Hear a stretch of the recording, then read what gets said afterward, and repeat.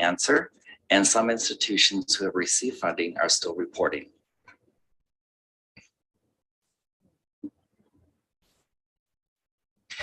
This is a table summary that shows the funding source, amount, and impact, and some institutions created or on their way to certification to date.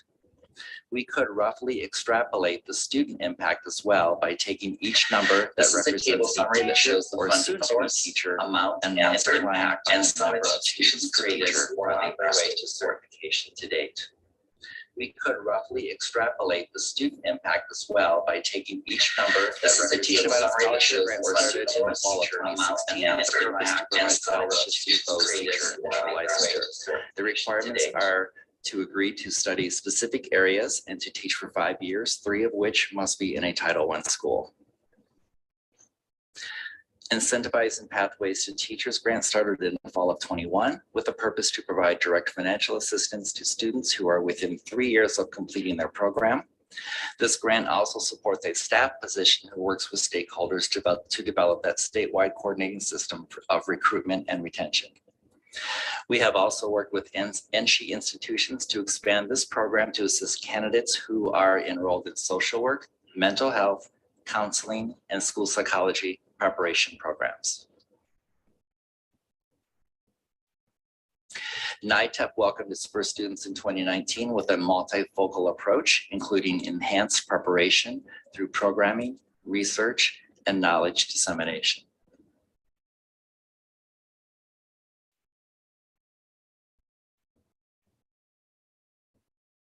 Nevada EPIC is a comprehensive collaborative aimed at providing undergraduate and graduate level professional engagement, translating research to practice. This program emphasizes a reinforced grow your own approach, which highlights and values equity and diversity while providing accelerated pathways for initial licensure. Each grant is important, but I especially like the NIPER grant because it supports development of both pre and in-service educators while engaging communities and facilitation of next generation research. This grant provides a 3-year opportunity for educator development focused on culturally sustaining and relevant approaches to mitigating learning loss, responding to COVID, and recruiting and retaining strong educators committed to the needs of Nevada. The other reason why I especially like this grant is that it is shared by 3 major prep institutions, creating opportunities for shared faculty and student research, collaboration, and fellowship.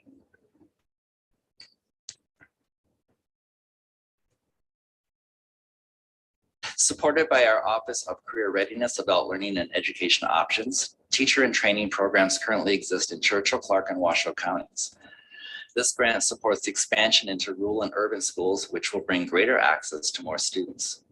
These Grow Your Own programs afford students the opportunity to earn up to 24 semester hours of education in core coursework before entering the workforce as a paraprofessional in schools and giving them a jump start with their teacher prep program, thus graduating sooner and obtaining their teacher credentials sooner.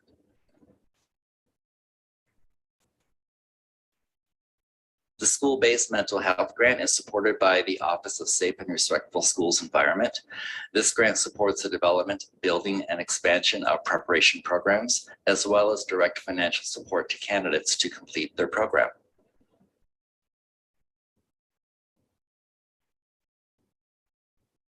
The department is developing an educator talent pool of recommended individuals that includes national board certified teachers and previous award winners to participate in active work groups or public councils.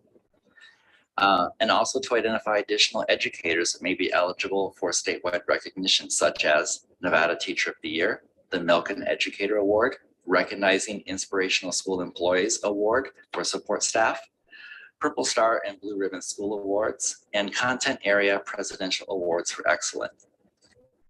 Of note, there is a steady increase in the number of rural educators applying for and being nominated for these recognitions.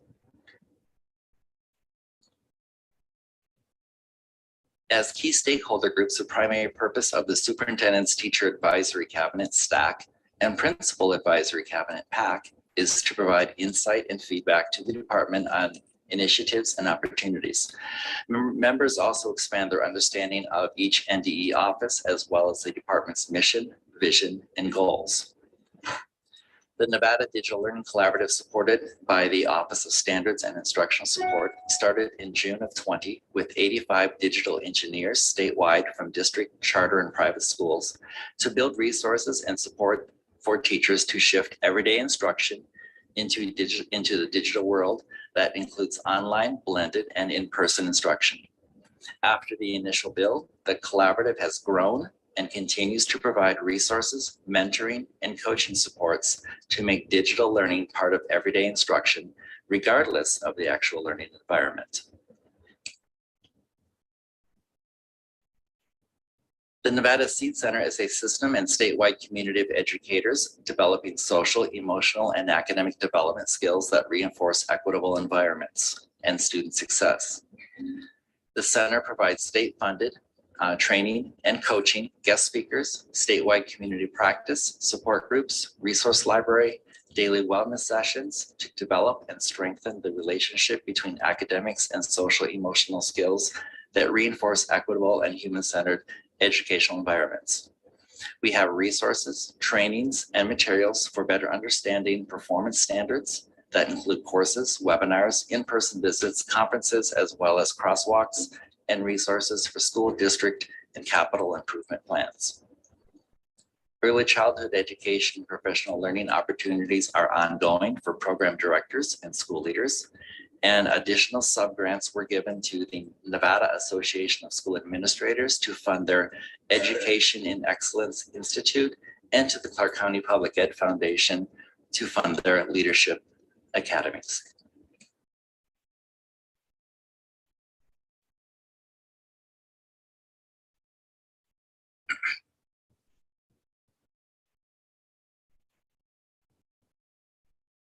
Supported by the Office of Student and School Supports, this grant funds 3 networks. The Leadership Network to make data-driven decisions and ensuring access for all students. The School Improvement Network to support individual school needs, and the Rising Leaders Network to support and increase the diversity of leaders and to create more culturally responsive systems promoting a stronger student outcomes. And finally, some support highlights from the Ed Life Office, including reciprocity of licenses, meaning that if a teacher applies from another jurisdiction or country and they have a valid standard license that specifies the endorsement area, they can obtain a same or similar license in Nevada. A major project that our team has nearly completed is the development of qualification sheets that decipher the sometimes complicated regulation language that can be used by teacher candidates, current teachers, and college advisors to determine required coursework and qualifications for each license or endorsement type. On the regulatory side, at the Commission on Professional Standards, we are moving forward with Senate Bill 352, allowing school psychology interns and paraprofessionals to remain employed while completing their programs to certification, as well as Assembly Bill 225, allowing alternative means of demonstrating competency. The Commission has workshopped mentorship endorsements for both teachers and administrators that are aligned with current career ladder programs at district and prep institutions. And on the licensure side, we offer mobility for teachers through expanded opportunities for adding endorsements in middle and high school content areas and the popular alternative route to certification for special education. This truly has been a joint effort across all offices and divisions in our department, as well as collaborating with our educational partners, digging deep, creating innovation, and lifting each other up for our Nevada students. Thank you.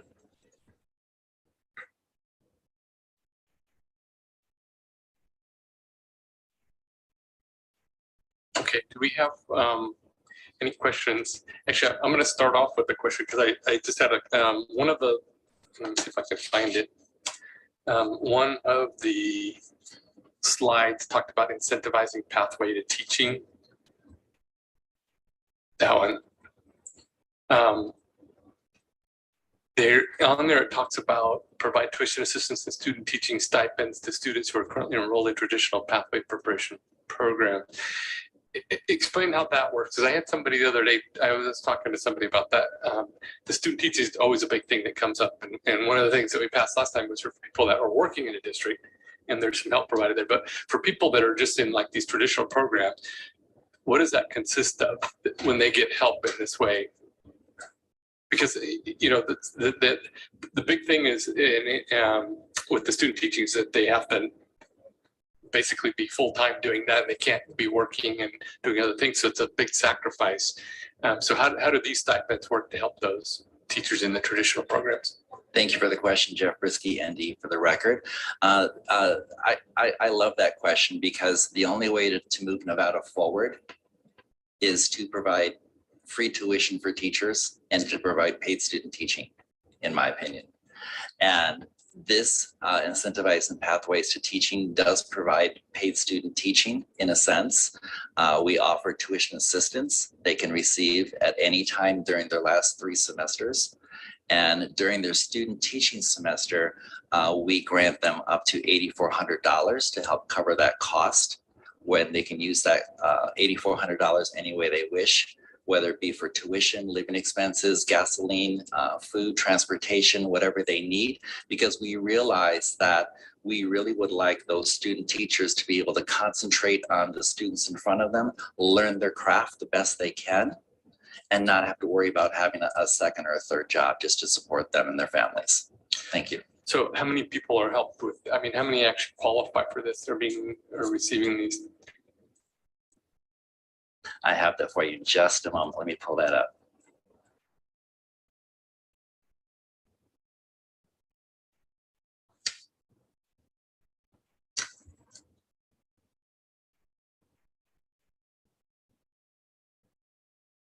While you're at it, because I agree with your statement that, you know, we've got to, if we want more teachers, we have to provide all the helps that they need to be able to do that. And, you know, the student teaching is one area.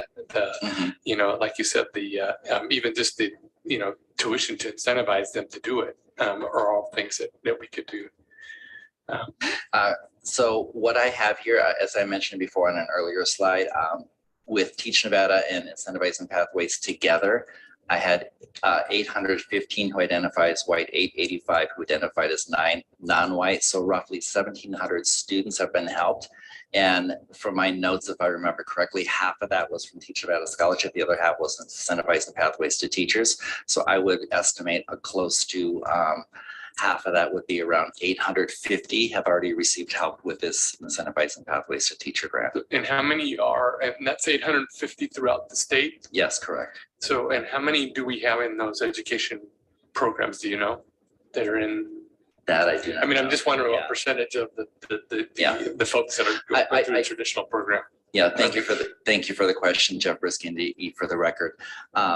Out of those universities that did apply, UNR, UNLV, Nevada State, Western Governors University applied for one semester. We also had Great Basin, University of Phoenix, I believe applied for 8 slots, 8 scholarships, because they do have a presence here and they do train Nevada teachers. On those applications, we were able to grant all of their requests. So what I did ask for is to give me the number of teachers they currently have in their program. And we'll see if we can grant all of them. And we were able to grant all of their requests. So out of the 850, I would say that's probably how many they currently have in that program in the last final 3 semesters. So anybody going through this now, that issue of the student teaching wouldn't be an issue? I mean, are they all getting a stipend? Of those 850 are getting stipends? Yes, and I want to put a qualifier on that because of financial aid restrictions. Some students do hit their ceiling for cost of attendance, and some of those stipends did have to be reduced. I see. Okay. All right. Thank you very much. Any other questions? Yes, Simone Thomas. Thank you, Chair, and thank you for the presentation. I do appreciate it, especially when we're talking in reference to recruitment and retention of our educators. My question actually has to do with the retention part of it. We have a lot of educators, for whatever reason, with their principals that have been let go. What are we doing to rehabilitate They those can't do that. That's illegal. educators that, for whatever reason, have been out That's of a violation CCSD? They can't be for, sharing information from leaving from other job to job. reasons other than violence or any of that, just the personality differences. And when they do have, they want to go on to another school, they have to take the baggage with them of why they were let go in the first place. And a lot of times they're written up unjustly. So, and especially when we're talking about what are we looking at as far as teachers, educators in, especially in CCSD, as far as, I think I heard the number of over 1,000. So, you know, we have educators that actually can do the work that we've let go. How do we get them back into the system? Thank you for the question. This is Deputy Superintendent Jessica Todman for the record. To our knowledge, Clark County School District is the only district that posts its separation information to any public information whatsoever. We are aware through that data that they make transparently available that over 1,500 educators have separated from the district this year. With that said, we do not know whether they were let go or whether they departed. That is not information that we would be privy to. And the matter of people being employed or not is of local control. So that's not something that we would engage in specifically. Thank you for that answer, but I also have data indicating that HR has submitted that information to me about teachers, educators that CCSD have let go. So I would suggest, you know, just for the record, please look at HR and ask them. Thank you. Thank you. Other questions? Some of them, no one.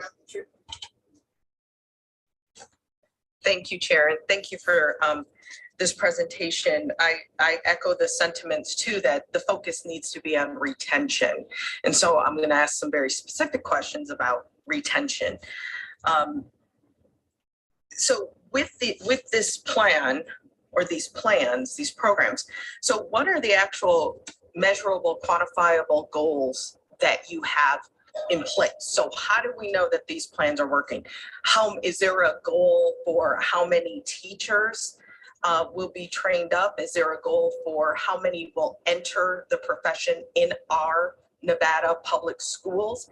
And also, what is the goal around retention? Because statistics and everything else we see right now literally say that no matter how many teachers we train up today, they will not be here 3 to 5 years from now.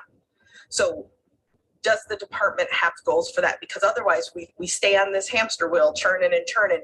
We have to get to, so first is, what are those measurable goals? And also,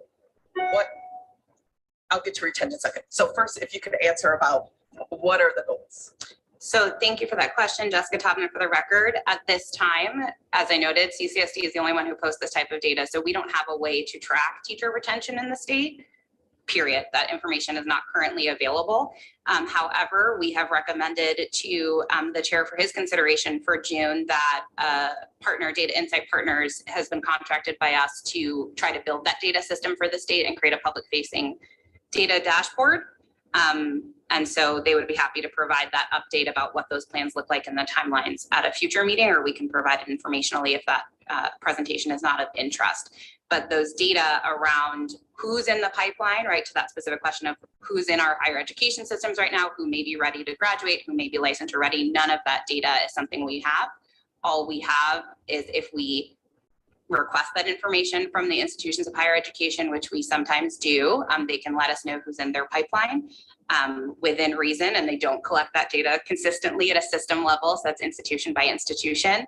And then in addition, we have the static data that we get about educator assignments with count day, which of course can be very changing after October 1. So we are working on building those data systems, but we don't have measurable goals because we don't have benchmarks at this time, unfortunately.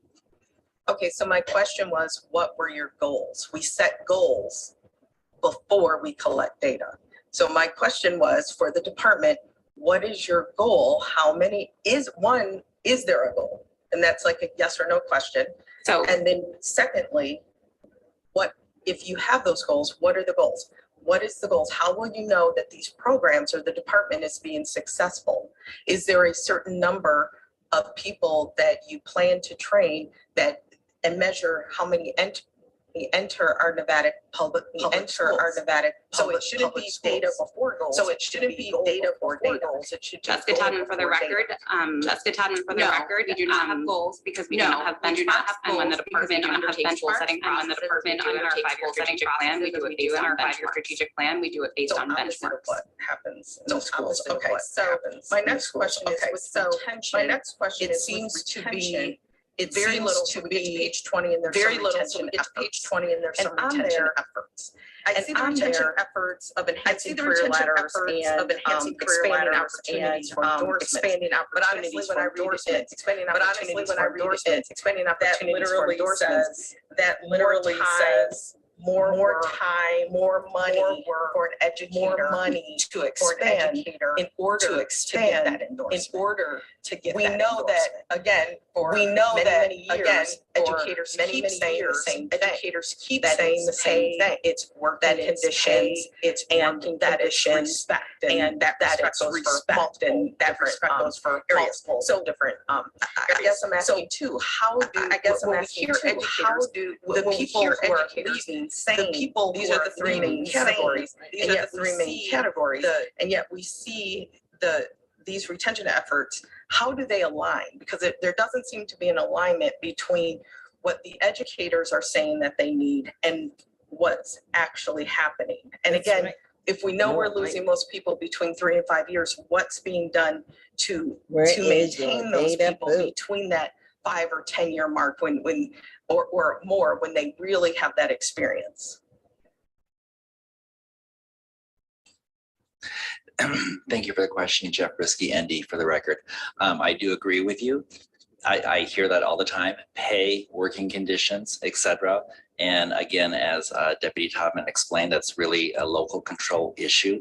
We can implement as many things to remove barriers to licensure, remove barriers to endorsements. We have done that here on the slide 20, I believe you're talking about. For those teachers who already have a K-8 license, they can take a content exam and then automatically get a middle school or secondary endorsement area for that. They don't have to do additional coursework for that. So just showing us that they know the content, then they can move right into that teaching position and be licensed. Okay, thank you. Other questions? Up north or on in Zoom? No. Okay. Oh, Superintendent Ebert, are you going to make some comments? If it's all right with you? Yes, Mr. go ahead. Chair, thank you. So I'd like to expand on the You gotta conversation. identify yourself. for the Oh, thank record. you. Superintendent Joan Ebert, for the record. I'd like to expand on the questions and the conversation that was had here this afternoon, especially around recruitment and retention. As staff had indicated, when you look, back and forward, we are building out a data system so that we have more information, better information to make decisions. I will tell you though, the work that was presented, when we look at the data that has already been out there, traditionally is prior to the pandemic, 2,300 teachers annually that either retire because it's, that they've done great service, they get to retire, and or people leaving the profession, to your point. NSHE has been producing 800 teachers that same time frame. And so through that data, as well as the data that we know nationally and here locally, when you participate at higher education and do your student teaching, you're likely to teach 20 miles from where you did your student teaching. And so using those two pieces of data or grow your own program, the goal is to create the pipeline working with Nevada State College specifically. They've done a phenomenal job. The teaching and training that you saw earlier, that a lot of that work has come out of the working with Nevada State College. And so the high schools now, and I loved hearing Superintendent Stevens talk about how she is teaching those courses, right? Grow your own, making sure that those teachers now, when they graduate from our institutions, they do their student teaching in our schools, that they actually will stay with us. So that piece of making sure that when they enter the profession, that they stay here with us, they know their communities, they have families. That is how we're building out with these funds that we have that are one shot in nature. We're hoping that we'll be able to demonstrate to all of you that they will be funded down the road. So that's the data that we use to build these programs. And the goal is to have additional, I forget the exact number off the top of my head, but an additional set of educators that would not have been here in our system. And we will be able to report that back to you. For retention, quite frankly, we struggle at the Nevada Department of Education because what are the levers that policy, because we're the policy people, right, within the state, what are the policies and levers that we have as the Department of Education to support school districts in retention? That has been an issue in our state. I actually was with the folks from Harvard last week who came to Southern Nevada in 2016, looked at the data specifically in the Clark County School District, and the data show that it is a retention problem. It is not a recruitment problem that Southern Nevada has. It is a retention problem. And so those pieces that we know, pay, working environment, lower class sizes, if we had a magic wand, we would absolutely do that. I will tell you what we have been doing is actually removing those things systematically over time, taking things off of teachers' plates, and making sure that they have the supports to be successful. But there's that piece of what can the department do and what really the school districts have control of to make sure that their teachers are retained. Thank you. Thank you very much. Any other questions come up as a, yes, Senator Don Darrell. Thank you very much, Mr. Chair. In reference to the slide that's on the screen now, and I think I know the answers, but I just want to hear them. I continue to get emails, and I'm sure we all do, that reference reciprocity of license and the issues and how long it takes to get the license. And I get here and I can't get my license. And I recognize some of those are local issues and some of those are state issues, but could you clarify that? And then the second part to my question is in retention of employment where they have to stay and work. Is there any thought or any discussion to them having to work longer than 2 years, possibly 3 or 4? Because we all know that we lose most of the teachers between the 1st and the 5th year, first of all. And while we may not want to go all the way to the 5th year, the first 2 years are, you know, when you go through the unconsciously unskilled program, then the consciously unskilled program, you've got to teach 3 years before you get there. So 3 or 4 years, has there been any discussion into asking teachers to teach longer in the payback program? I know with, I feel like with some of the law school scholarships and some of the veterinarian scholarships with Witchy. Some of those are either 5 or 10 years even. While we may not want to go all the way out, certainly I think 3 or 4 years is reasonable. Thank you for the question. For the record, State Superintendent Joan Ebert. On the reciprocity, I will tell you, I'm very proud of the team. Both Deputy Todman and Mr. Brisky have done a phenomenal job in continual research. What I would say is when you hear that there isn't, to please send them our way. I know there's, and to your question on, well, actually, someone just did an article the other day that said it took a substitute teacher 4 months to get their license. And I immediately turned to the staff. I said, what the heck? This should not be happening. They pulled it up. It was not 4 months. I don't know how an article gets published like that. It was 4 weeks. We have the date the person entered their information. We have the date that it was issued. Mm-hmm. So, you know, it's one of those things, marketing, I guess, we need to get out there. The department, the team, especially this time of year, 7 days a week. We have staff working 7 days a week to make sure that we can hire teachers, the districts, excuse me, can hire teachers and get their licenses quickly. I will tell you that the law does have components, the specific coursework for, the official name for the course.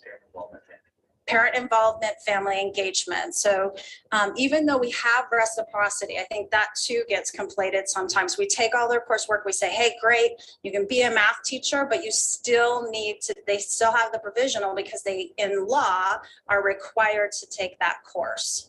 So, you know, sometimes people get confused. It's not full reciprocity, like, hey, you're clear, but you do have to take the course that has been mandated by the state of Nevada.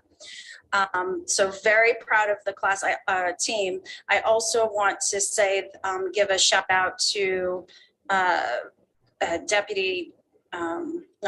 Director Tagliotti, because I call him quite often. All of the background checks go to their work, and they do it by hand. And I know, thank you, as a legislature, you approved funding for them to automate. But he has been a very good partner in understanding when we need to have the educator licenses or nursing licenses, whatever the case may be, the background checks done. He does prioritize those over other licenses that are for recreational uses. So I do want to give a shout out to them because they've been very responsive. And thank you, Jeff Brisky, ND, for the record. Part 2 of your question, I believe, was the clawback and how many years it takes. Currently, the Teach Nevada Scholarship has a 5-year requirement. You must teach in a Nevada public school for at least 5 years, 3 of which must be in a Title I school, and along with some other parameters around that, like effective evaluations, etc. And as far as the clawback for the incentivizing pathways to teachers, we implemented that most recently for the last 2 application periods. We have a clawback there of 2 years where they must agree to teach at least 2 years. And if they don't, they would have to pay back 25% of what we gave them, similar to Teach Nevada Scholarship. Thank you. Other questions? Yes, Senator Buck. Thank you so much, Chair Dennis. Thank you, Superintendent. Such a comprehensive approach to recruiting. I, along with my colleagues, am concerned about the retention piece. I know that you have a tremendous database of every single licensed teacher, administrator, and that. Would it be possible to do, and maybe you do, a Survey Monkey or surveys that you can actually look at facts when it comes to, you know, how districts' climate and culture are, various other It's been required salaries, for years. and that, First year. and look at the data trends, an exit survey per se. I know that We it's wanna look at the questionable on data who trends. reports on whether they exit or not, but this would be a great way to get the data because you do have a great database of teachers, substitutes, staff, principals, etc. Thank you for the question, Senator. For the record, State Superintendent Joan Ebert. This actually is, we've done climate and culture surveys with students, and this is our first year that we're actually collecting that data. It was opt-in. I just asked staff if it was still open. It is not. So we just closed that opportunity to start to collect that data, and we'll be able to report it back to you. I think Assemblywoman Hanson has a question. Yes, Chair, thank you. Superintendent Ebert, thank you for being here. You made a comment that I just want to make sure I heard right, and then maybe you could expand on it a little bit. You mentioned that there's some things that maybe the state has taken off the plate of teachers, so that we can, there's things that the districts require, there's things that we hear, Department of Ed, the legislature do. Was I understanding you right, that when you mentioned as part of retention, trying to help them, that maybe we lighten their load where we can? Is that what I understood you to say? And if so, what are maybe some of those things that have happened recently? Thank you for the question. So specifically, yes. In thinking about how we do our work with educators, the first one that comes to my mind is conversations that we've had with our staff in having teachers come in for professional development, and the timing of the work that we do with teachers, and making sure that it is, especially during the pandemic, that it's not during specific times. The other pieces, which one of them was just during the pandemic, right? Working with the federal government, Yes. making sure that we had flexibility with assessments, with don't other have reports that are flexibility. due. That really is at the district level for the reporting, but for the assessment, that absolutely is at the classroom level, and making sure that we're not overburdening at that point in time. Now, as I think through, specifically, I was thinking of the end of course exams as well. We're actually going to be coming forward. Those were covered under the emergency, the state emergency, but now we're finding that that's being lifted. So we're in a position where we may have to re-implement those. And so those are other types of things that we're trying to remove from. We were able to remove during the pandemic because of the emergency, but now that's going to be added back. And so we're going to try to bring it back off of the plate of teachers and educators and children. And I would ask my team, we can develop a list for you also on other items, Assemblywoman. Thank you for that. And if I could, Chair, just follow up real quick. Yeah, go ahead. That being said, then I think, as I know, even before the pandemic, my conversations with teachers, family members that are in the teaching profession, there is a load that has been put on teachers, the paperwork, all kinds of things that do take away from teaching time. So I guess as we look forward to a next legislative session, that we would be mindful, maybe Department of Ed, the legislature, about to really question the kinds of things we're asking these school districts to do, which then trickle down to the teachers and just get in the way. I know some of these things are vitally important, but I guess us learning to discern which is absolutely necessary and what is it worth the time it takes away from instruction time for students and busy paperwork for teachers who are juggling a lot. So thank you for that, and appreciate you keeping an eye on that, and that maybe we can all work together to do that kind of analysis when we think about bringing legislation forward in the next session. So thank you. Thank you very much. Unless there's some other questions, I think we're going to move on so that we can get to the other items. Thank you very much. Great presentation, something that we all think about and need to do something. And so hopefully we got some good ideas from that we can, as we move forward. So thank you. We're going to now move to item number, let's see, let me make sure. We are going to item number Roman numeral 7, presentation regarding Leadership Institute of Nevada. The Public Education Foundation. And let's see, that's number 7. Up forward.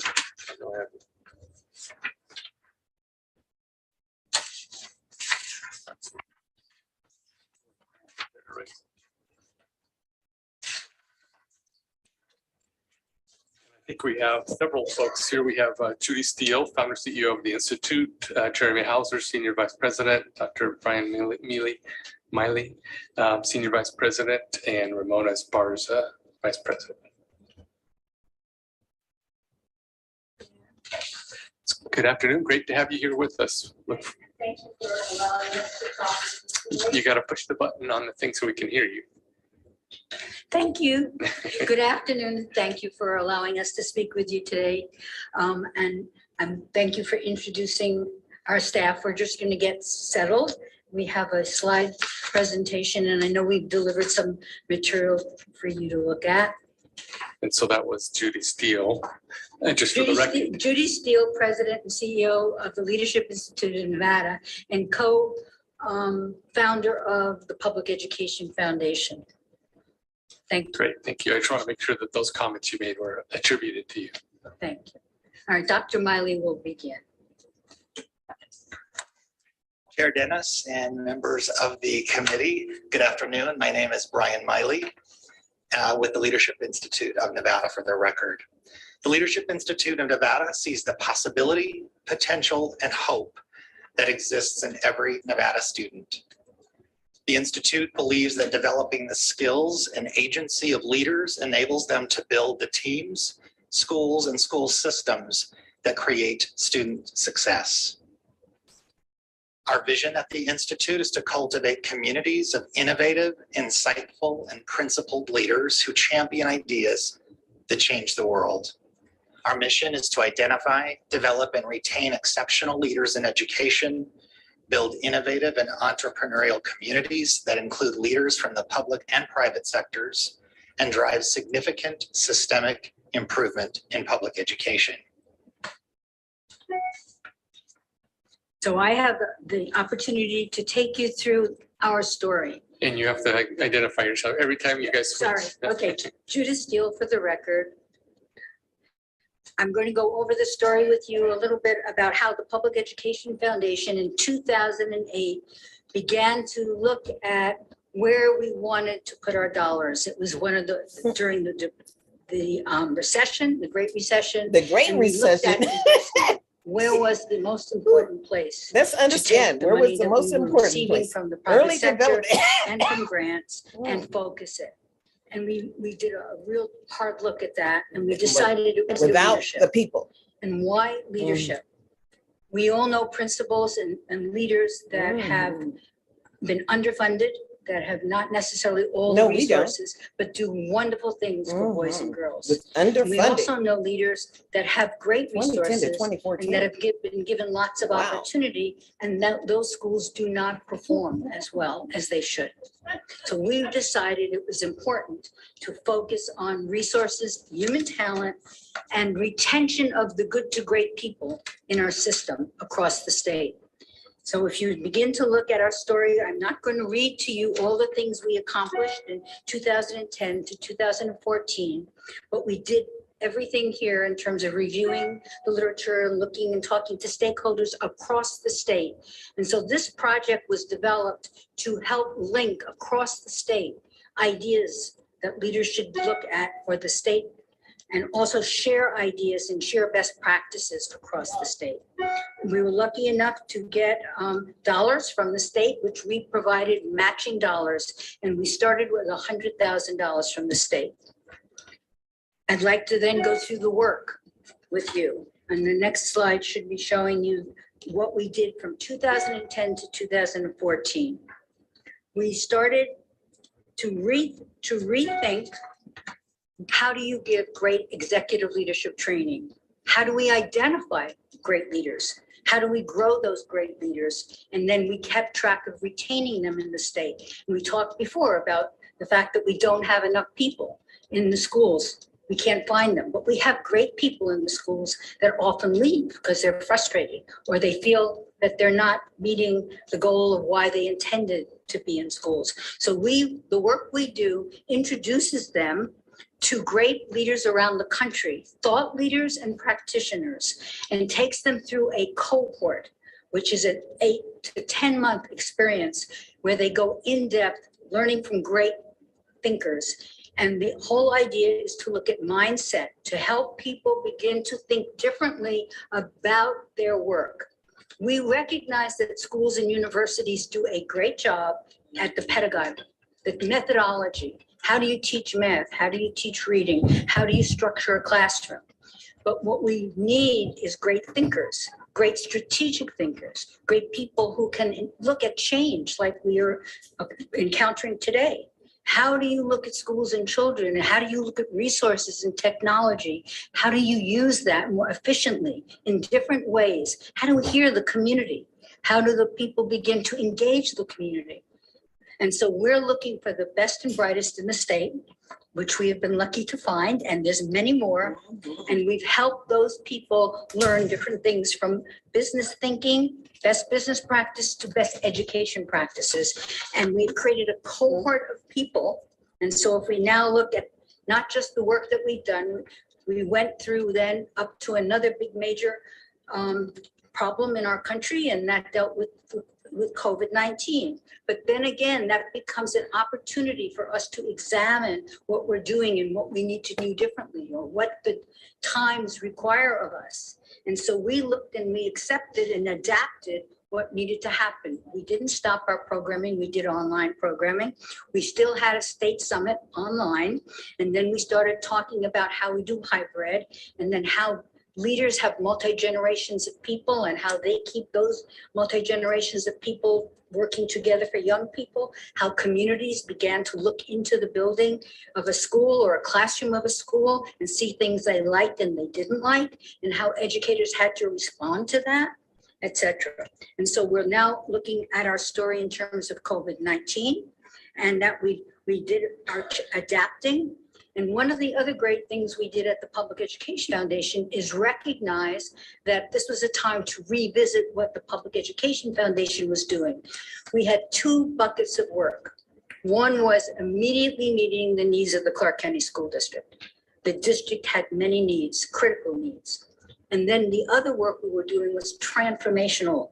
We were building and scaffolding for the state, great people to do the thinking that's needed for the future.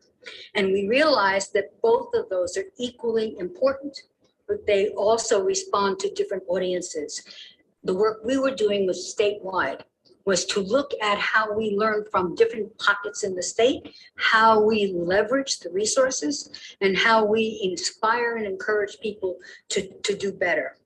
The Public Education Foundation's major goal then was to help the Clark County School District. And so it was very clear to us in looking at the times and what was required that we should spin off.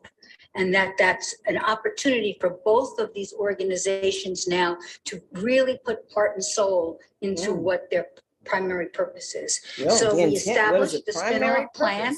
We actually hired people to help us think this through well. We incorporated. Without the community's In involvement. March 2022, I moved over in this new role. I was able to take and capture some of the greatest minds in the community. And we're now inviting some people from Northern Nevada, and we did some work in rural Nevada. We're trying to link the brain power, if you will, the talent, and grow the talent for the times, which is not something everybody chooses to jump into, but we believe that it's critical. That's right, So, it is. we launched a social emotional learning pilot with partners from the University of Nevada Medical School, from other partners across the state, which you'll hear about in a minute. And we're continuing to look at our summits.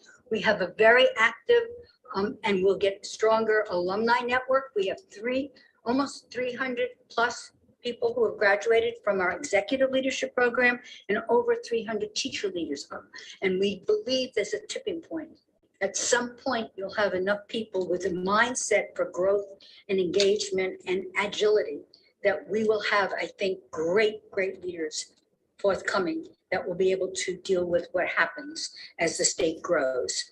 And we're co-developing a strategic plan that allows us to be agile and respond more quickly than most bureaucracies can to what is put before us. So I now want to introduce Dr. Miley again. Brian Miley for the record. I'd like to share with you our core programs at the Leadership Institute, which include our regional leadership summits and roundtables, our Executive Leadership Academy, our Teacher Leader Academy, our Alumni Engagement Network, our Digital Leadership Institute, and our Healthy Minds, Healthy Schools SEL series. Yo, Each SEL of our series, I programs ain't seen that reflects yet. the following: to expose Nevada's education leaders to new ideas and ways of thinking, New to shift ideas. mindsets around problem solving for adaptive educational challenges, to effectively convene stakeholders Where from is throughout your the Nevada data? landscape, bringing in nationally recognized leaders and respected local leaders, to treat school leaders and teacher leaders with respect, trust, and professionalism, and to respond to changes in the education landscape with agility. So I'd like to take a moment to highlight 3 of our programs and to provide you with a brief overview of each, beginning with our regional leadership summits. Our summits are public-facing events held once annually in Southern Nevada and once in Northern Nevada. And I am very proud to say that recently we held our inaugural rural summit in Elko. Historically, education leaders, business leaders, elected officials, and stakeholders from across the state have been invited to attend each event featuring the nation's top education practitioners, scholars, and business leaders. Summit topics are timely and relevant issues for schools and districts across our state. Participants are exposed to new ideas, entrepreneurial thinkers, and next best practices intended to motivate, inspire, and foster awareness of innovative problem solving. The next program I'd like to highlight is our Executive Leadership Academy. And before I jump into that, I'm very, very happy to see many alumni of our program in this very room, or folks who have participated as business or community leaders in our program. We launched the executive program in 2011. Working with partner school districts and schools across the state, both urban and rural, to identify, develop, and retain the top good to great leaders. It is our goal to strengthen mindset and skills in strategic problem solving, advocacy, resources, management, and engagement. And the mindset concept is important, and you'll hear a little bit more about that in just a moment. We want to cultivate a professional network of like-minded leaders. The program is unique in that we invite leaders from the business, government, and nonprofit sectors to participate. So the cohort is not just education leaders, it's cross-sector, and that is by design so that we can engage in deeper problem solving. We have partnered with Georgetown University, whereby participants may earn a certificate in education leadership and management from the McCourt School of Public Policy. And our culminating experience in the executive program is our capstone project, and we'd be happy to talk a little bit more of that if time But they have money to permits. do all of that. With that, I'd like to share with you a testimonial video.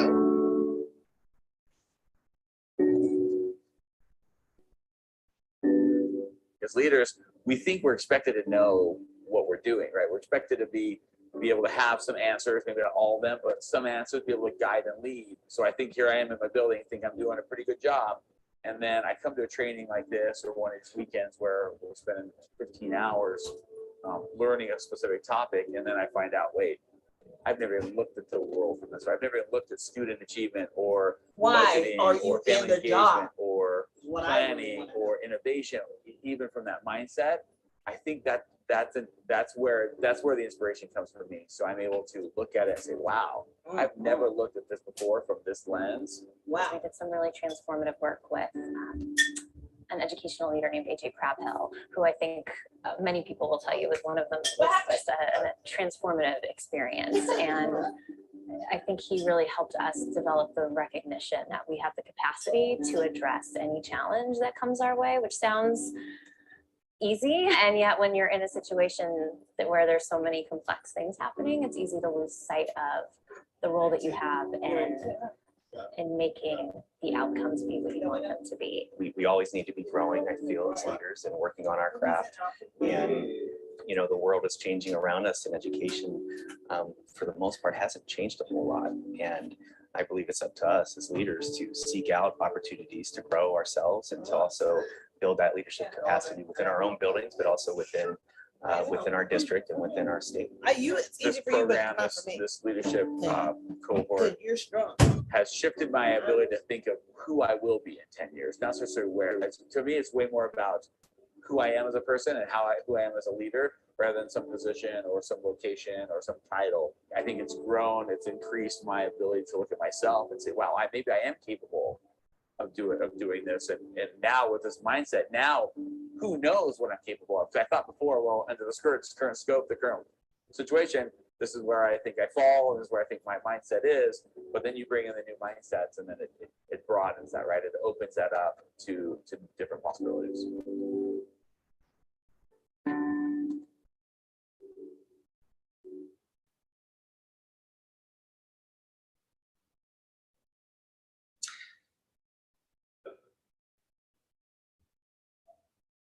Of course. Just give me a minute. All right. My apologies.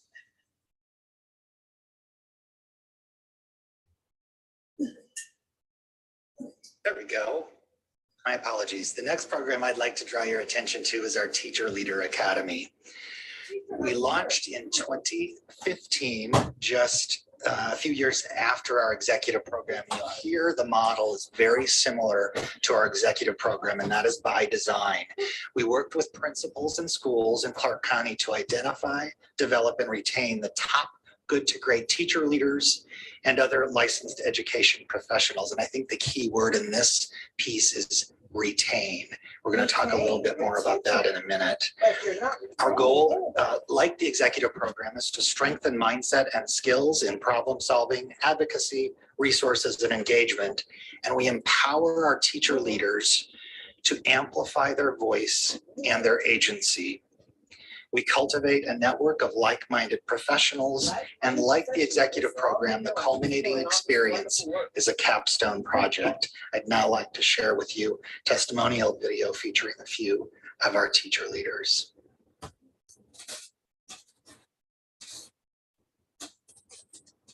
And I kind of felt like I was in a rut.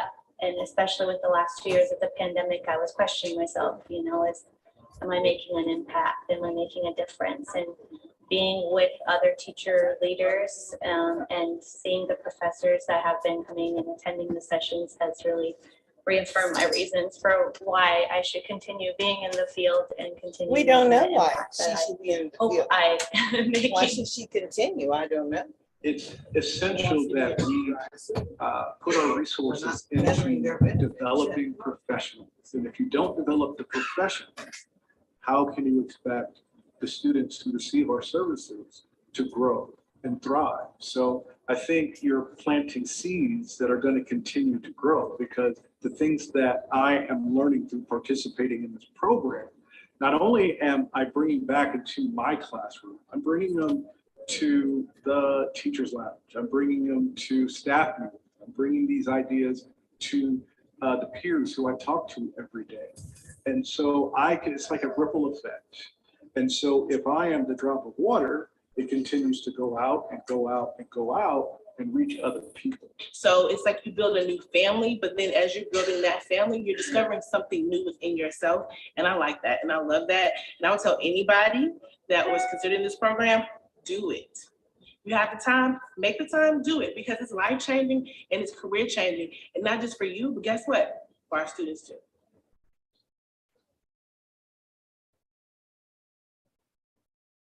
And I'd now like to turn things over to my colleague Ramona Esparza. Thank you, Dr. Miley.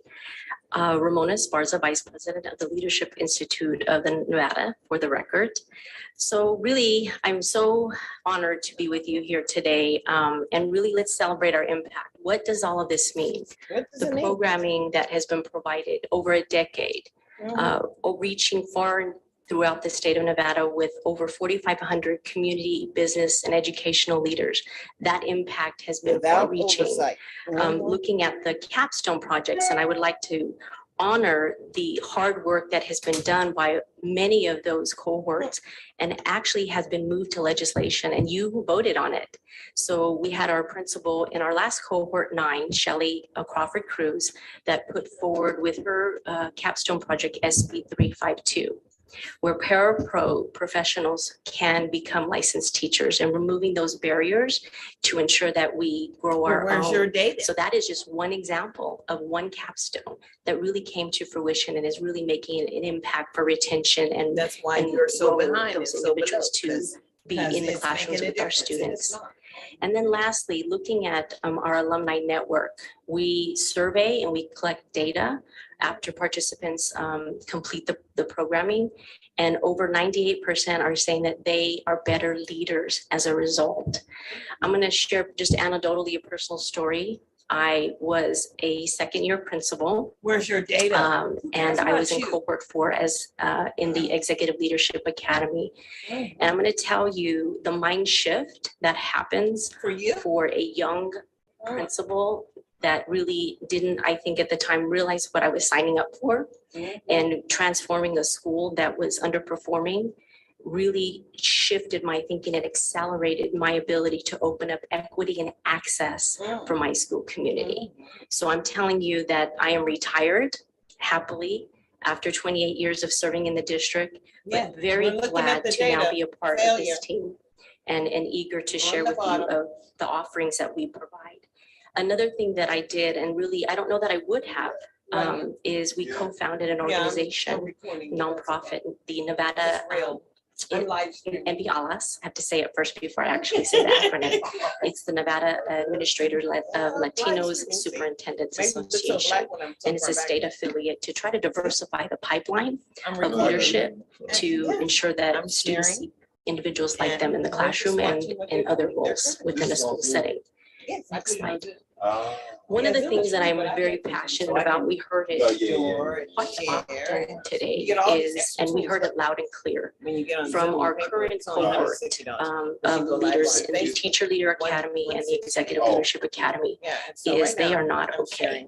Their emotional and mental health and well-being is definitely because of COVID and the trauma that the students and the staff have endured. Really, we saw that there was urgent request for SEL strategies and learning. So we pivoted as we do, and we partnered, as Judy Steele mentioned, with the UNLV School of Integrative Medicine under the direction of Dr. Annie Weissman, and also with the nonprofit Mindful Seed, Dr. Deb Oliver. We have 2 separate cohorts. It's a 5-part series, and we provide for exclusively leaders, administrators, and also for teachers. In this series, we are showing them SEL competencies of self-awareness and self-management, and having them understand and develop better decision-making. Most importantly, it's kind of the strategies for them to take care of themselves as educators and leaders. And we often hear on the plane where you're supposed to put that oxygen mask on yourself first in order to take care of others. Well, leaders don't do that. They put themselves last. So we specifically said, in order for us to have healthy schools, we have to have healthy adults. And we heard that all this morning. So we're seeing really immediate results. We're collecting data because even based on that pre-service data, the participants that chose to come to us from our alumni network were almost 60% Title I schools. We have definitely seen in our pre-service data that they lack the understanding of how to use the strategies of mindful practice. But because of our experts sharing their the research, which is based on science, I will say to you, we have anecdotal and collecting other data from those leaders and teachers to say that these strategies are making a difference. We had a principal share with us anecdotally that she had really not felt that she could take the time for herself. And now that these strategies of mindful practice, she's really noticing that she's even implementing it throughout with her staff, and the staff naturally, it's going in and permeating in the classroom with the students. And that was the effect we were hoping for. So all that to say is that we hope to continue to offer these kinds of supports because it's essential at this time. I'm going to turn it back to Judy Steele. Thank you, Ramona. So we would like to say to you, we could do none of this without, number one, the state of Nevada that gave us $100,000 in 2011 that we matched. And since then, with all of these donors and partners, we've raised and spent about $9.6 million to provide these programs over the last 12 years. The state has continued to give us money, and your contribution has been approximately $1.5 million. We have dollars that come from tuition, which is about $1.3 million, and the rest has been private sector grant dollars. We know that this is the right thing to do. We really believe, as I think many of us know, that we have great people in this state. Many of them are not sure where they fit. Many of them get discouraged because they're not sure where to take their passion. And we want them to stay in our state, and we want them to find ways to improve our public schools. And that includes engaging people and reaching out to people and helping our children and their families learn. And we'd like to end with a closing statement, and then we'll open to any questions you'd like to ask us. Investing in our school system leaders and ensuring that they are supported has never been harder and never been more timely. As Nevada and the rest of the country strive to recover from the effects of a global pandemic, our teachers will need the investment in capacity, which is what we do, capacity building, the community and the support of the community, and the ability to advocate for the changes they know need to take place. We are here to support them as in the same way that they're here to support our children. We thank you for the years that you've supported us, and we look forward to continuing to help teachers and administrators on their leadership journey in the future. Thank you. Thank you very much. Questions? Yeah, Senator Buck. Thank you, Chair Dennis, and thank you to the panel today. I agree with you, leaders make or break schools and districts. A lot of times we're siloed in Nevada.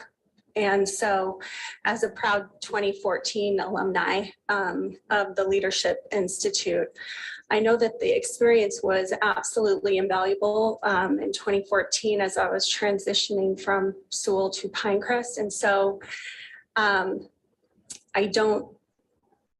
look at things differently in that you don't see problems as excuses but just opportunities and ways to enhance that.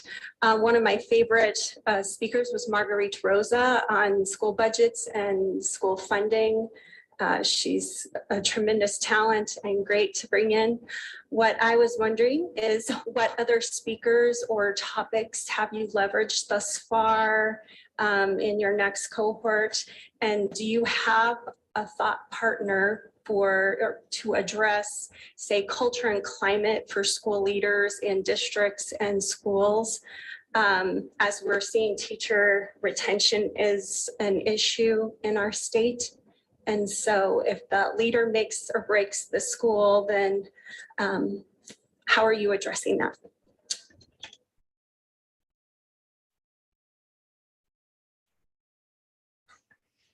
Chair Dennis, Senator Buck, Brian Miley for the record. So two faculty that we've utilized in recent years for this particular issue are Ryan Smith out of LA Unified and AJ Crabble out of the state of Texas. Ryan focuses very heavily on self, understanding self as leader. AJ focuses very much so on the climate and culture of the building and makes a statement that until adult behaviors change, children's behavior won't change. And so really focusing on oneself and how you as a leader impact your stakeholders, your community, and finding ways to partner and to build bridges with your community to ensure positive climate and culture. We really kick off the Executive Leadership Academy with those two instructors strategically so that we can understand ourselves and how we impact our school or district community. Thank you so much for pushing the status quo. Okay, other questions? Yes, Assemblyman Thomas. Thank you, Chair. No question. I just want to tell you that I so much enjoyed your presentation. And I love the acronym LION. You know, we need that for our students and actually for our community. And I so appreciate it. And I love that top down, because a lot of people are reversing that, the bottom up, and it's actually the top down. So I really want to just say thank you. Appreciate you. Thank you. Thank you. Other questions? Just a comment on my part. I have appreciated being able to see some of the cohorts and come and speak to them over the years. And this last session to be able to work with Shelley on that, you know, something so simple, such a simple concept, and yet it's going to make a huge difference. And so, you know, I'm glad that you're training up leaders to be able to provide those solutions and be able to follow them through. A lot of people have great ideas, but they don't always accomplish, getting it done. And you guys have are giving skills necessary to be able to do that. So thank you. For the record, finally got it. I want to recognize the State Department of Education for their partnership with us over the years. Yeah, not for whether it profit was Dale or agency, yeah, Tiago, right. and now Third party that has to provide no Superintendent data Ebert. to no We have one. always worked together Yes, to look of at what course. state needs are But and you're to hurting the align community. ourselves with state Right. direction. So I want to Yeah, you say don't thank have you direction. very You don't much know to how to that. take direction. That's real. Thank you, Senator Darrell. Thank you, Mr. Chair. And I just too have a sort of a comment as part of the cohort that principal, or now Ms. Esperanza, I've called her principal for too long, was in. I think the thing that's important is that we recognize that this is a separate type of a leadership experience. A lot of people want to say, well, we have leadership training in the school district, or we have leadership training at the UNLV or wherever they go to school. This is a separate, above and beyond, and a different perspective. It's not in place of, it's a different level, and it's a whole different experience. And so I think when people say, well, we don't need that, because I don't think they understand the level of thought process that you go through with people that are all there for the same reason, and that's to better their leadership experience. So I think it's really important to understand that this is a separate and total experience that may, in fact, combine itself with other leadership training that you do, but this is something that you do in addition to expand your horizons. Thank you. And thank you all for what you do, because I, for one, have seen how hard you work. So thank you. Thank you. Any other questions or comments? Okay, great. Thank you very much for being with us today. Okay, now we're going to go on to item number, let's see, that. So item Roman numeral 6, presentation concerning school safety requirements and initiatives. Christy McGill is going to, from the Office of Safe and Respectful Learning.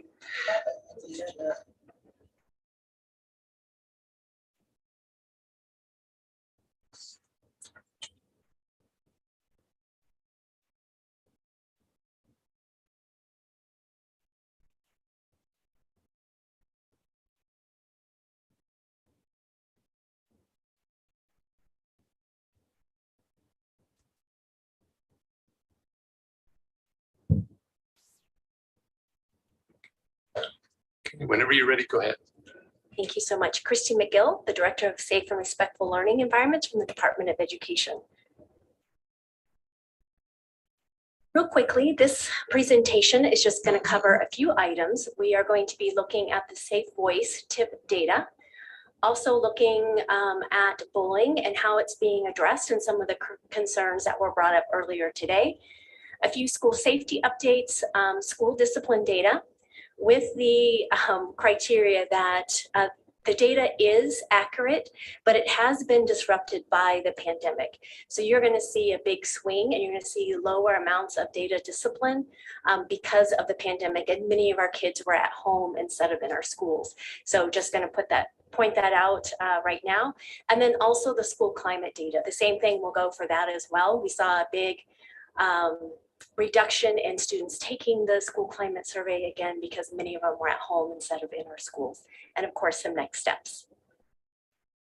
So just real quickly, the Safe Voice is operated as a collective impact project, and it is only because of the collaborative work that something like this remains an asset for all of our students, staff, and families.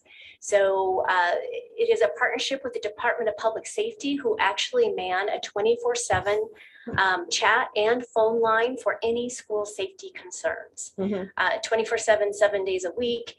And they use a platform called P3 or Global. And it connects to every single public school and charter in the state. So that when school safety concerns come up, it can be immediately to one, if it is a life safety issue, could be forwarded right to the community law enforcement agency if that's needed. And it can also go to the schools themselves. We're also looking at how to make Safe Voice even more collaborative by looking at how to incorporate the community mobile crisis teams, especially in off hours when our schools are not in session or during the summer, that there are adults that can reach out to our students and ensure their safety if it's not an acute issue.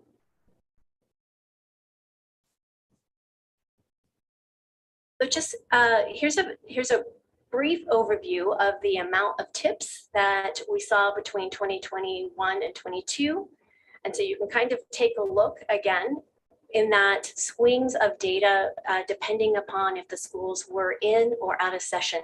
Typically, our tips do reduce when school is out of session because many of the tips around bullying or school complaints and those kinds of things are no longer an issue. I do want to point out some trends that happen just happening naturally on their own, inside right? and outside of the pandemic years. So if you can look at the trends, the blue line is 2019. That was before the pandemic hit. Of course, 2020 is when many of our schools started to close, and then 2021. So you could see in that first year of the pandemic, our most common tip was suicide threat. You could see that when the schools started to reopen, that the threats of suicide went down. You could also see that the bullying in 2019 was our main tip by far. And so what we really see is that when school's in session, some of our ways to intervene early are no longer there. And that's what we saw in the pandemic as well.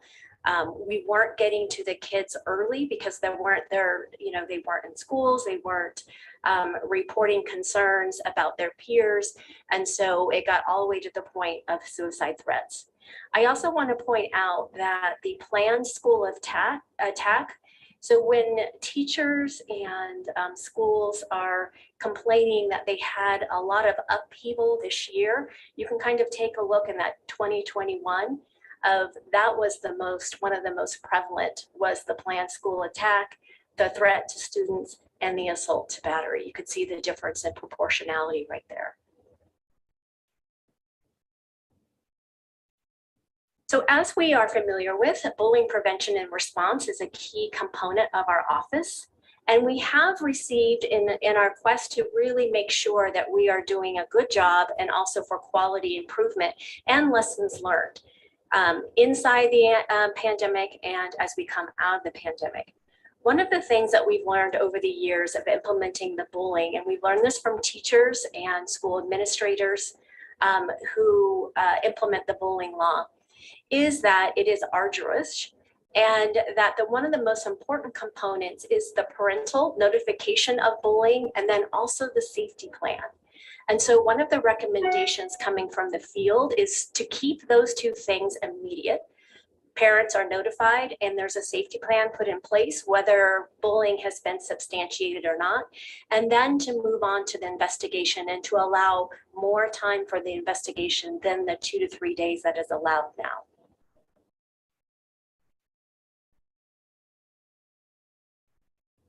Moving right along into school safety updates, we are making sure one of the things the pandemics did bring out is the importance of a threat assessment, so that when a school does have a planned school attack, or when the student reports that their friends are feeling suicidal or they themselves are feeling suicidal, that our schools and districts have ways to respond to threats, which they do. But we want to make sure that that process and training is up to date with as many of the updates and evidence-based practices and any new learnings as come along.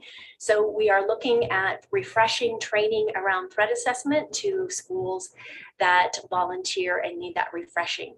Also, that threat assessment, many of our smaller districts may, which is a great thing, don't get threat assessments often. And so creating a cadre of district to district support, that when those things do happen, a district that does have a team that maybe deals with threat assessments often can lean in and help that district through their threat assessment if they need help.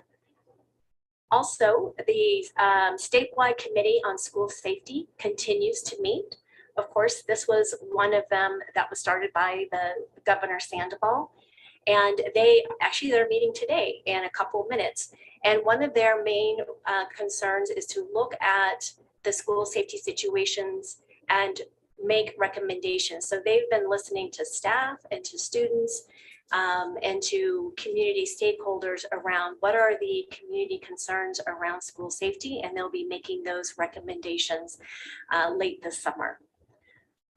Funding has been released for bullying prevention and training. And then, of course, as required in NRS 388-253, all district, charter, and private schools are required to submit their emergency operations plans by July 1st to the Division of Emergency Management.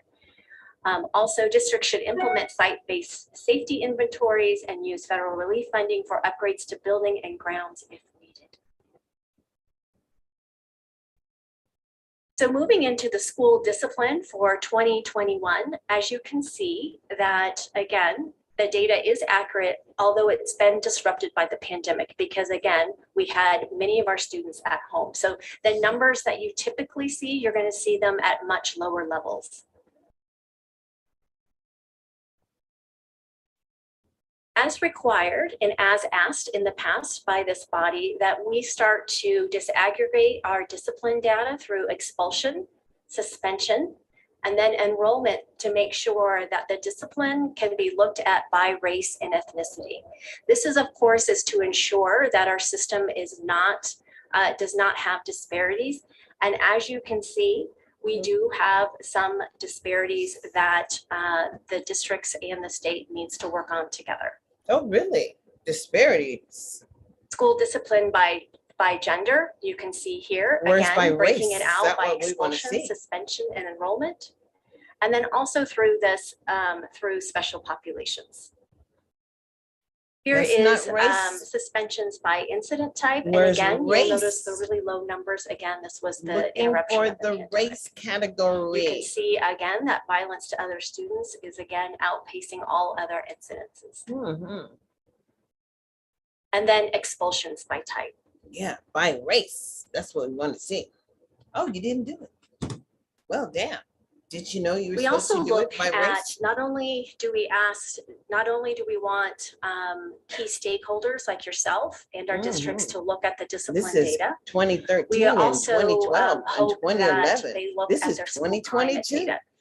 That's the one way students It's can have bullshit. voice You have to go get your into school climate letting material adults from know 2011? how they That's are feeling insanity. about their school experience.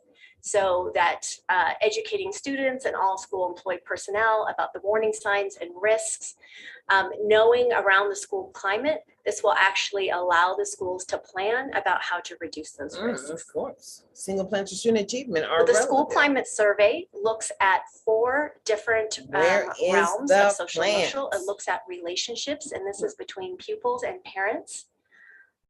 It looks at cultural and linguistic competence. This is, do students see themselves in their teachings and their learnings in their schools?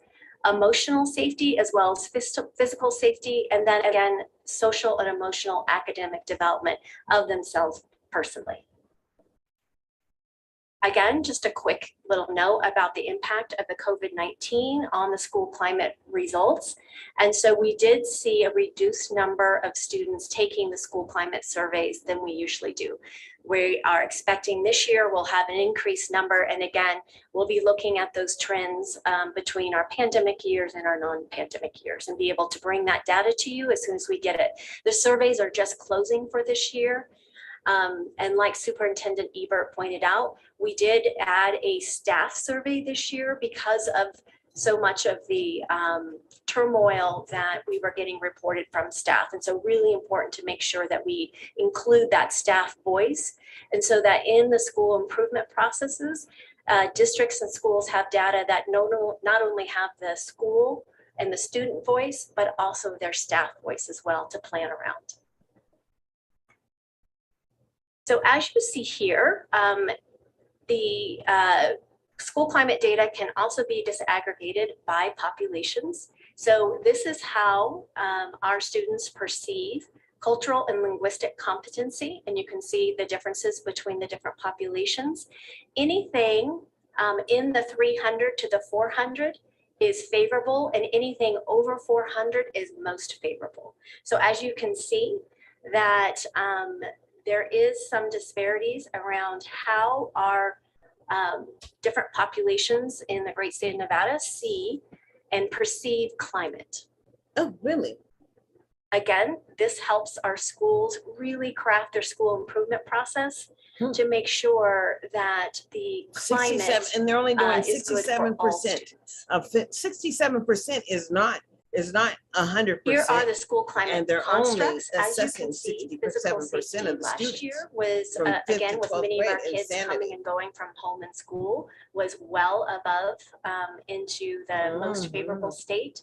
And as you can I'm see sorry. that They the don't have the emotional data for side the of things children and who are generating relationship the also money. went down a little bit in the pandemic year. Oh, Relationships, look at the these black. are the data disaggregated by population.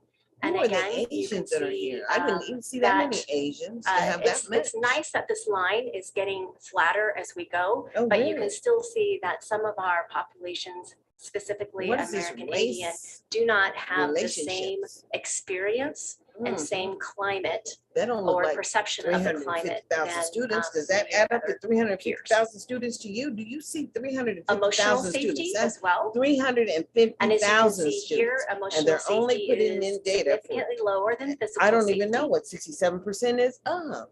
Because there's the physical safety.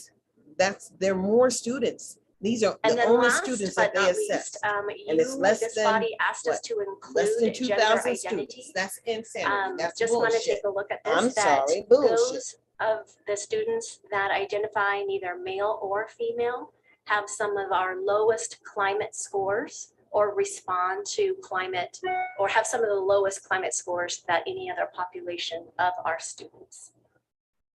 So you can see that they do not feel as safe nor as emotionally safe. And in fact, we're getting fairly low, almost past that, under that 300 mark, which we really want to make sure we're well above that 300 mark.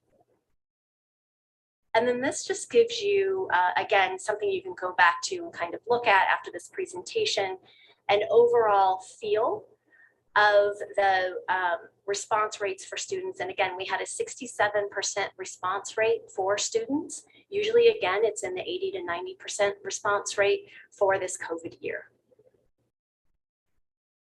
So just some next steps around school safety.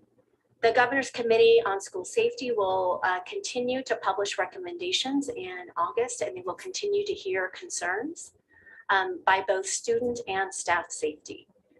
Again, NDE looks at school safety in a very holistic way, and so it includes mental health, climate, discipline, all those measures that we talked about today.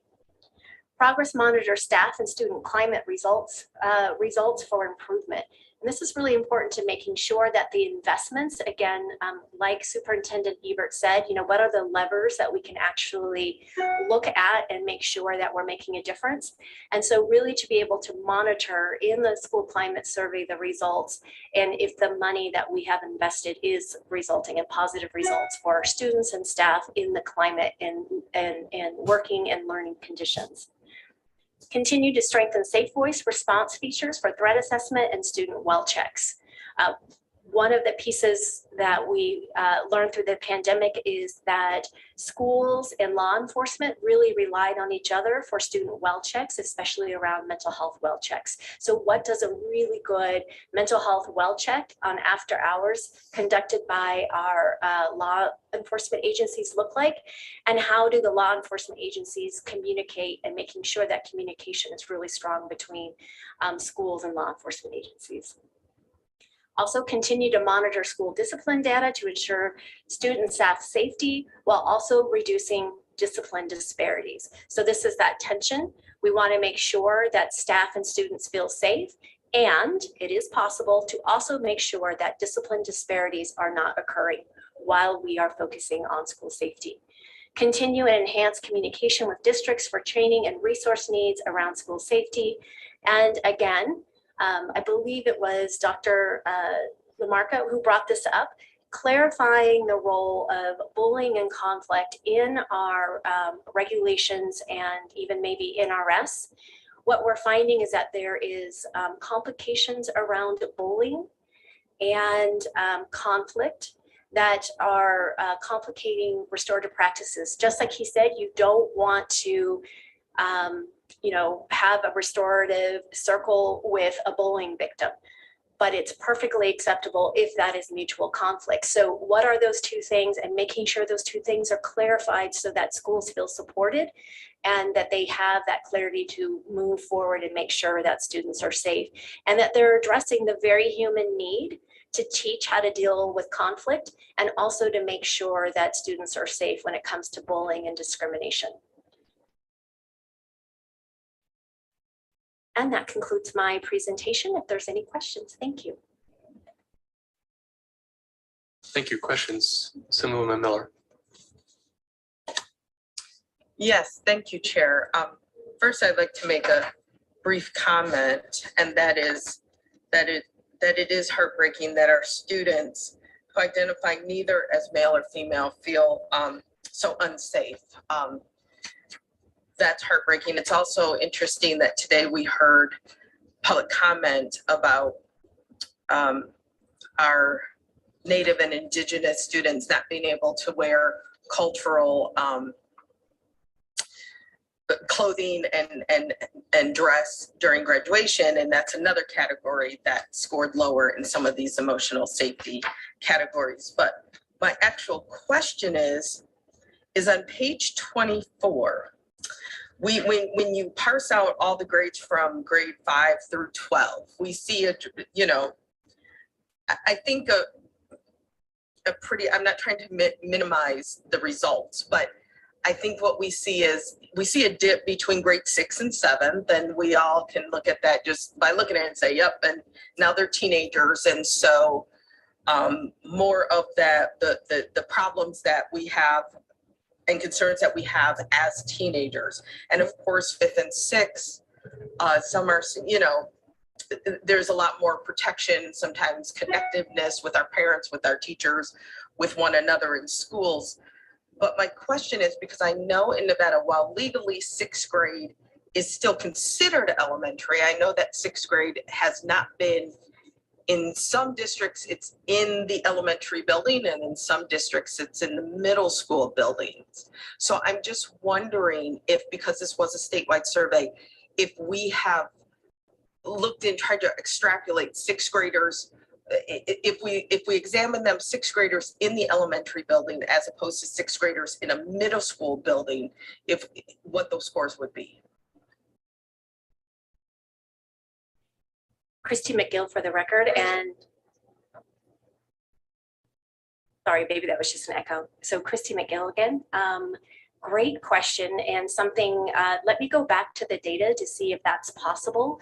It is a confidential survey, but we do have school tags. And so that we want to make sure that schools have their own data so that they can plan around it. So that would be interesting. I don't think we have posed that, that cross measure before. So let me go back and see if that's possible. I'm not sure. Great, thank you. Thank you so much for that.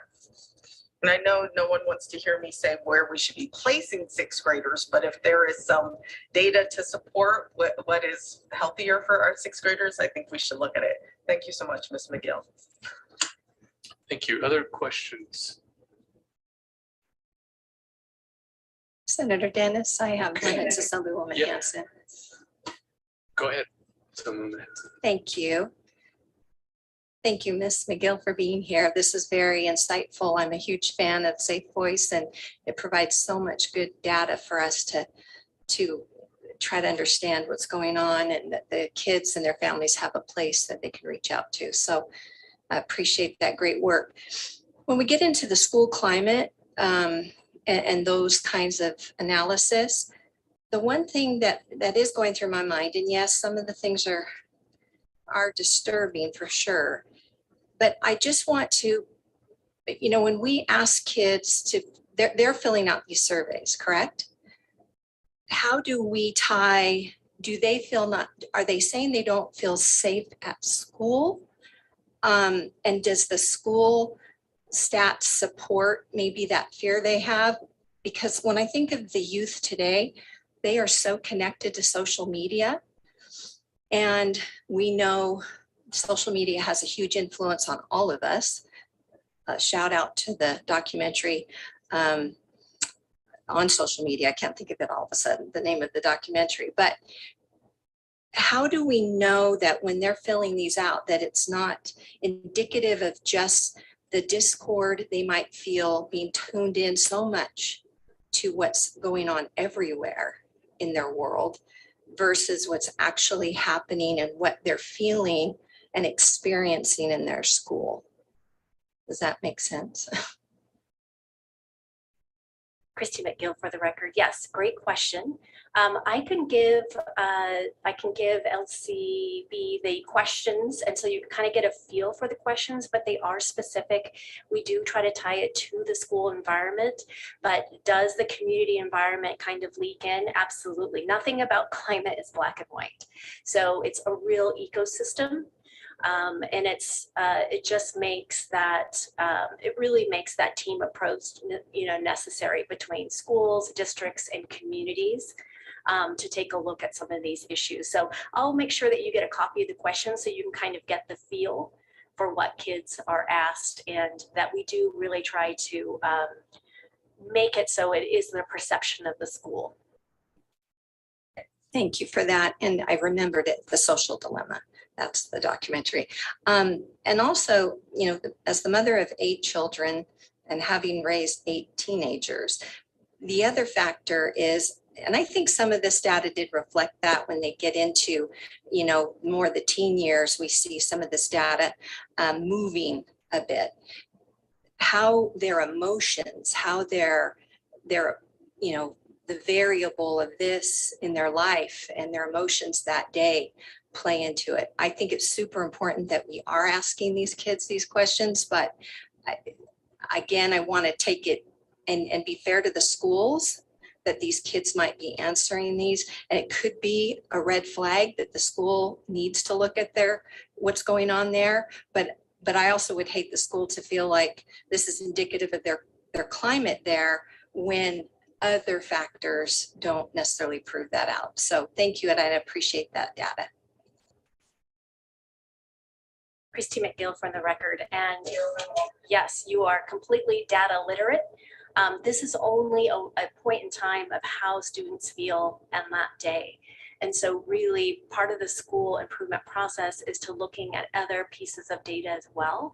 I think you guys are hearing from students today, listening to students, really important, listening to staff, having those other data, how they're doing academically, looking at that piece as well, looking at the discipline.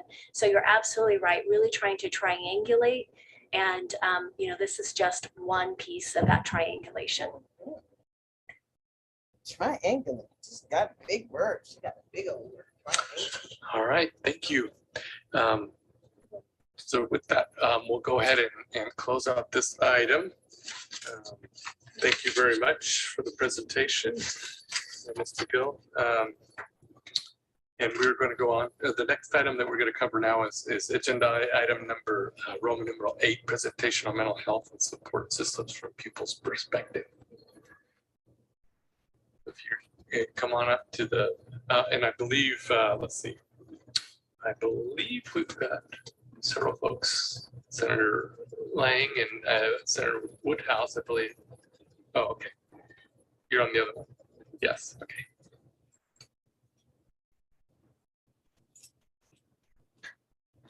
So we have Senator Roberta Lang here, as well as Robert Marshall, as a high school student, and they're here to do a presentation.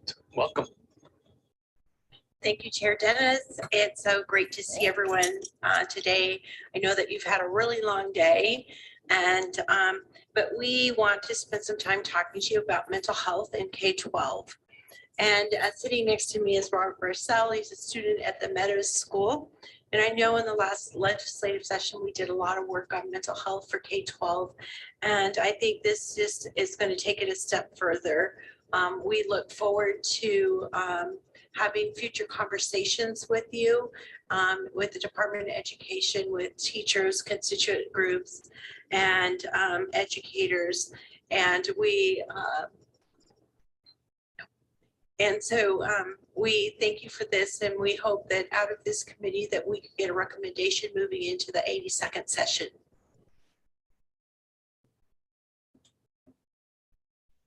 Robert. Hi, Robert Marcel for the record. First, I wanted to say thank you very much, Chair Dennis and the entire committee for giving me this opportunity to talk today.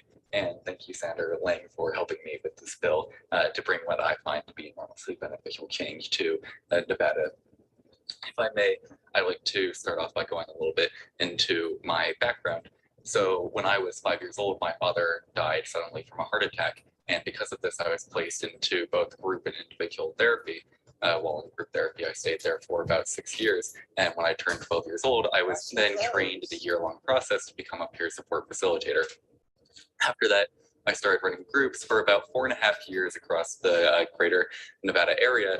And originally the groups were entirely free-focused, where it would be exclusively for children who had lost a parent or sibling. However, I realized that these tool sets could be used by everybody. So I spent a few summers, redid the curriculum, and went to make it more generalized. That way everybody could use it.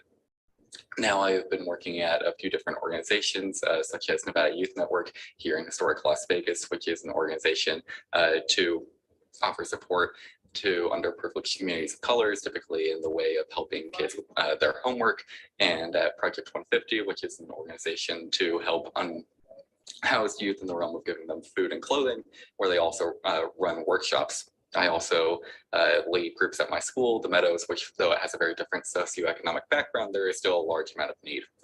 Now, in the past 4.5 years, I have probably helped around 100 kids between the ages of 4 and 18 how to identify their emotions, articulate or healthy coping skills, the tools they need to overcome difficult social and emotional issues in a school environment.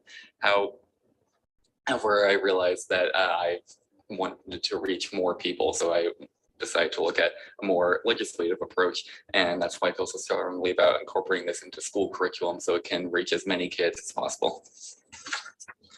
Additionally, after the pandemic, the isolation that impacted all people had an even more profound impact on children and their mental well-being. I will present some alarming Nevada-specific statistics from pre-COVID that have only gotten worse. Finally, part of the bill proposes information including the signs and symptoms of various mental illnesses in high school grades. This component of the proposal has become very near and dear to me recently, as after going through a few rounds of testing, some neuropsychological testing, I was diagnosed with a generalized anxiety disorder. And despite having many years of experience both in support groups and teaching kids how to look at their own emotions, I was still entirely oblivious to my own condition. So I'd like to go a little bit into what is mental health. Mental health is best thought of as the way a young person's thoughts, feelings, and behaviors affect their life. Mental health is a spectrum in the same way that every individual experiences physical health as a continuum from well to ill. Every individual has a mental health experience. As with physical health, mental health changes at different points in the individual's lives based on both biological and environmental factors. When mental health deteriorates substantially, mental illness may also be involved. For what is mental illness? Mental illness is any condition that impacts a young person's thinking, emotions, and mood, such that it interferes with their daily functioning at home and school. All behaviors, not a few common examples include because they're not ADHD, using any general psychologists. depressive disorder, GAD, they don't have any generalized anxiety disorder, professionals, GAD, they're just obsessive compulsive disorder, and various eating disorders. How ignorant. In December of 2021, the Surgeon General issued a rare public health advisory on the mental health challenges confronting youth, warning and calling to action what he called an emerging crisis exacerbated by pandemic hardships. He cited that youth were already facing a mental health crisis before the pandemic, and that is now a critical issue that demands immediate action. To further demonstrate the need for this, I'd like to share with you some mental health statistics. Most people are wondering, with the 2019 statistics being so bad, how has the pandemic impacted Nevada's youth? Per the presentation by the Division of Family Services on March 24th at the Health and Human Services hearing, admissions to the UMC Pediatric ED for behavioral health emergencies have increased by 65% in 2021 since 2019. And over the same period, the length of behavioral health stays have also increased by 17%. Hospital leadership reports that the increase in behavioral health patients and the acuity of patients has led to significant levels of staff stress and burnout. They also indicated the Children's Mobile Crisis Response Team Hotline has received 46% more calls since 2019 and has served 24% more families. On a national level, early data indicate that the COVID-19 pandemic is further exacerbating children's mental health needs. The Centers for Disease Control and Prevention reported that beginning in April of 2022, the proportion of mental health related emergencies department visits among all pediatric emergency department visits increased by 24% for children's 5 to 11 and 31% for children's 12 to 17. Mental health, really? In addition, pre-pandemic feelings of sadness and hopelessness have already been on the rise from 2009 to 2019, with about a 12.2% increase. Also, middle schools have been experiencing an increase in sadness and hopelessness, increasing from 5% from 2017 to 2019.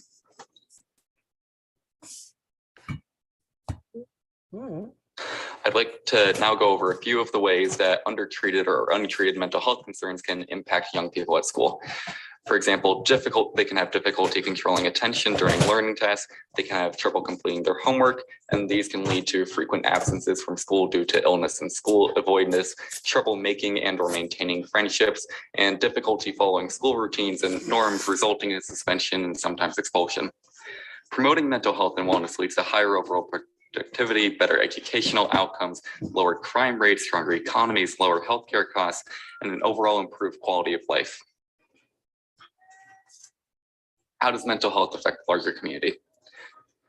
As of 2014, according to the American Psychological Association, mental illness among today's inmates is pervasive, with 64% of jail inmates, 54% of state prisoners, and 45% of federal prisoners reporting mental health concerns. According to the Substance Abuse and Mental Health Services Administration, 20 to 25% of the unhoused population in the United States suffers from some form of severe mental illness. Sorry about that. Crime, homelessness, children's inability to learn while in the classroom have all been tied to higher incidence of mental health. Most efforts have been reactive through hiring more school counselors, imprisoning mentally ill, funding homes for the unhoused, offering substance abuse reform programs, and the list goes on. I propose a proactive measure where we arm our next generation with the knowledge and skills to help them deal with life's difficult times, to help them recognize mental illness in themselves or others, to support efforts to get the help they need, just as they would if they had a problem with some physical condition. I would like to review the most recent Commonwealth Fund scorecard on state health system performance, which ranks Nevada as 50th in the nation for providing children with needed mental health care and 51st in mental health when compared to the rest of the nation per Mental Health America. Nevada was given an overall grade of D+ on the Children's Mental Health Report Card and a grade of F in the following categories: access to care, substance abuse, juvenile justice, and emotional disturbance. Finally, all 17 of Nevada's counties are designated as mental health provider shortage areas. In addition, of the about 539,000 students in Nevada's K through 12, 42,000 of them have experienced a major depressive episode. And of those 42,000, 28,000 of them did not receive any treatment for their problems. This is a massive jump from, if I remember correctly, it's 2019, where it was about 23,000 students who had experienced a major depressive episode. Symptoms of depression and anxiety have also doubled during the pandemic, with 25% of youth experiencing depressive symptoms and 20% experiencing anxiety symptoms, according to the Searching Journal's 53-page advisory. There also appears to be an increase in negative emotion or behavior such as impulsivity and irascibility associated with conditions such as ADHD. In early 2020, per the CDC Household Pulse Survey, Nevada ranks 4th in the nation, with 37% of adults reporting symptoms of depressive disorder or depressive disorder or anxiety disorder.